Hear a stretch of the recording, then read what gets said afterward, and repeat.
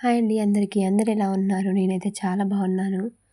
ఈరోజు హెల్తీగా పిల్లలకి అప్పటికప్పుడు ఏమైనా చేసి పెట్టాలంటే ఇలా చేసి పెట్టొచ్చు. ఇందులో ఎలాంటి మైదా కాకుండా, గోధుమ పిండి కాకుండా, ఎగ్స్ వేయకుండా హెల్తీగా ఎలా చేయాలో ఈరోజు చూపిస్తాను. ఇది బ్రౌనీ అండి. చాలా చాలా టేస్టీగా కూడా ఉంటుంది. చాలా హెల్తీ కూడా. చాక్లెట్స్ కూడా వేయకుండా ఈజీగా చేసుకోవచ్చు. ముందుగా ఒక బౌల్ తీసుకొని అందులో అరకప్పు పెరుగు వేసుకోవాలి. మనం ఏదైనా చేసేటప్పుడు బేకరీ ఐటమ్స్ చేసేటప్పుడు కూల్ లేకుండా చూసుకోవాలండి. నార్మల్ టెంపరేచర్లో ఉండేటట్టు చూసుకోవాలి. తర్వాత అరకప్పు బెల్లం పౌడర్ వేస్తున్నాను నేను. పావు కప్పు ఆయిల్ వేస్తున్నాను. మన రిఫైండ్ ఆయిల్ వేయాలండి. మామూలుగా ఎలాంటి ఫ్లేవర్ లేని ఆయిల్, లేదంటే బటర్ అయినా వేసుకోవచ్చు. ఇదంతా కలిసేలాగా కలుపుకోవాలి.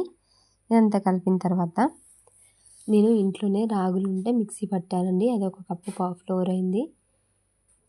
మీరు జల్లించి తీసుకోవాలి, అందులో ఏమైనా నలకలు ఉండకుండా. తర్వాత పావు కప్పు కోకో పౌడర్ అన్నా, మీ దగ్గర చాక్లెట్ పౌడర్ ఉన్నా వేసుకోవచ్చు. అన్నీ అరకప్పు పిండి మాత్రం ఒక కప్పు వేసుకోవాలి. కోకో పౌడర్ హాఫ్ కప్పు వేసుకోవాలి.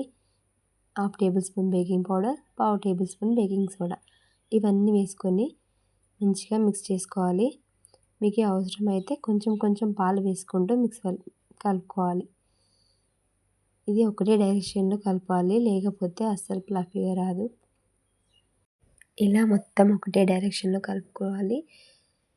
ఇలా కలుపుకున్న తర్వాత మనకు అవసరమైతే మాత్రం కొంచెం పాలు వేసుకుంటూ మిక్సీ వేసుకోవాలి. మొత్తం ఒక్కటేసారి పాలు వేయద్దు.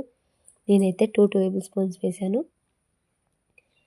నాకు మరి కొంచెం పట్టాయి, ఇంకొక టేబుల్ స్పూన్ సరిపోయాయి. ఇది మరీ లూజ్గా ఉండొద్దు పిండి.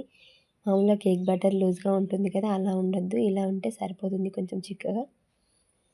ఇలా అంతా మిక్సీ కలుపుకున్న తర్వాత మీ దగ్గర వెనిలా ఎసెన్స్ ఉంటే వేసుకోండి. నేను చాక్లెట్ ఫ్లేవరే ఉండాలని వెనిలా ఎసెన్స్ వేయలేదు. ఇదంతా ముందుగా నేను కేక్ టిన్కి బటర్ పేపర్ అప్లై చేసి ఆడ పెట్టేశాను.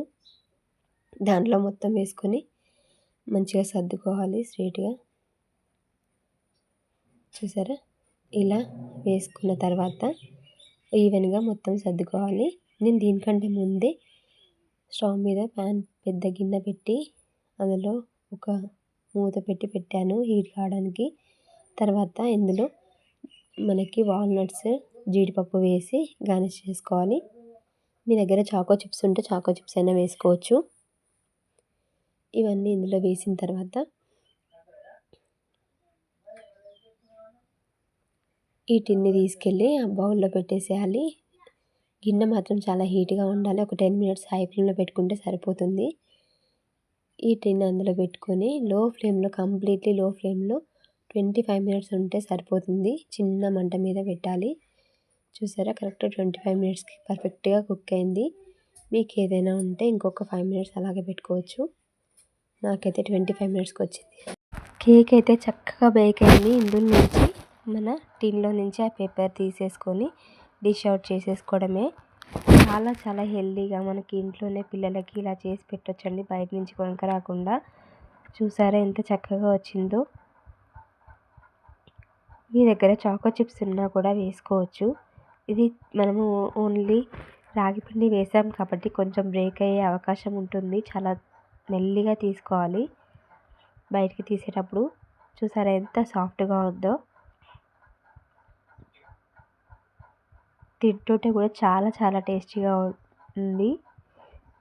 పిల్లలకి ఇలా ఇంట్లోనే చేసి పెట్టండి. మీకు కనుక ఈ వీడియో నచ్చితే తప్పకుండా లైక్ చేయండి ఫ్రెండ్స్.